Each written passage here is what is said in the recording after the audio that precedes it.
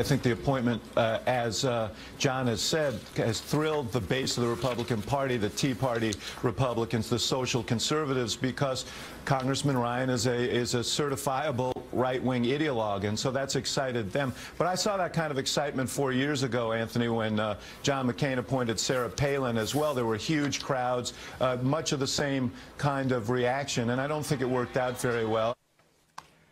You know, I was sure. That was Obama advisor David Axelrod. My guess was that he would pick perhaps the 2004 Democratic candidate, Senator John Kerry, and his running mate, Senator John Edwards, who got everybody excited. Don't you remember all that excitement? I don't know why that didn't occur to Axelrod.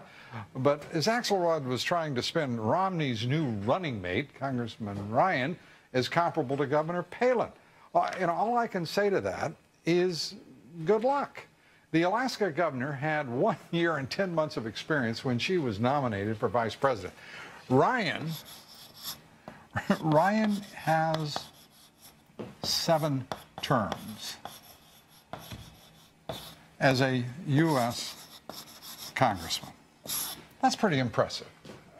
He also is the chairman of the House Budget Committee, one of the most important committees in Congress, from which he has managed to actually take leadership of a lot of the intellectual direction of the Republican Party and the House itself. He's been immensely successful as a legislator as well. You know, this is a number that I think a lot of people aren't aware of. He signed his name to 1,064 bills and resolutions.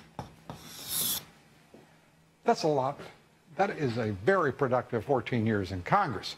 And many of those bills and resolutions, by the way, deal with tax policy and spending, restricting it, not boosting it. The Ryan budget has been passed in each of the last 2 years, by the way.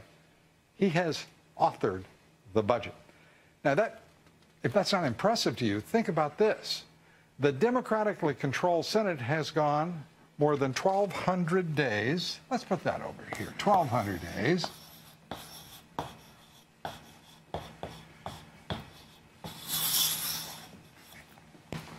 And have not passed a single budget for the government of the United States, even though it is required by law to do so. Even though you would think that this president would insist upon it doing so, because a budget, as we all know, is the blueprint for the administration's vision for America. There have been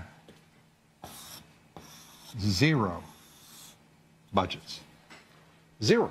Democrats have energetically attacked the Ryan budget vote, calling it a vote to end Medicare, by the way.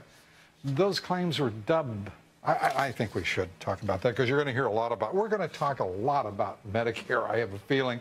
But you should know that in 2011, the vote to end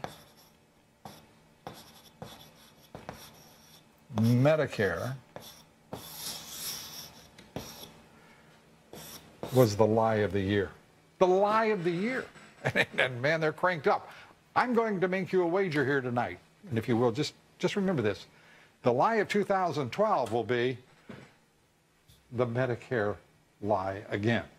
And why is that? Because Democrats are ignoring the fact that the Ryan plan wouldn't affect people currently in Medicare, or those aged from 55 to 65 who would join the program over the next decade. Besides that, Governor Romney's making it clear the new Republican ticket will run on his budget plan, not Ryan's. That means there's going to be some flexibility, and it includes extending the Bush tax cuts, reducing tax rates by an additional 20%, getting rid of the estate tax, and a call to rid ourselves of the alternative minimum tax, and to do so without raising taxes. Romney promising no high-income earners will have their taxes reduced either. And President Obama, on the other hand, given us 4 straight years of trillion-dollar-plus deficits. And with the appointment of Congressman Ryan to the ticket, it's clear now that this election will be about the issues. This is what the Democrats wanted and what the conservatives wanted. And it's delightful that everybody's having their way. It's going to be about the president's record.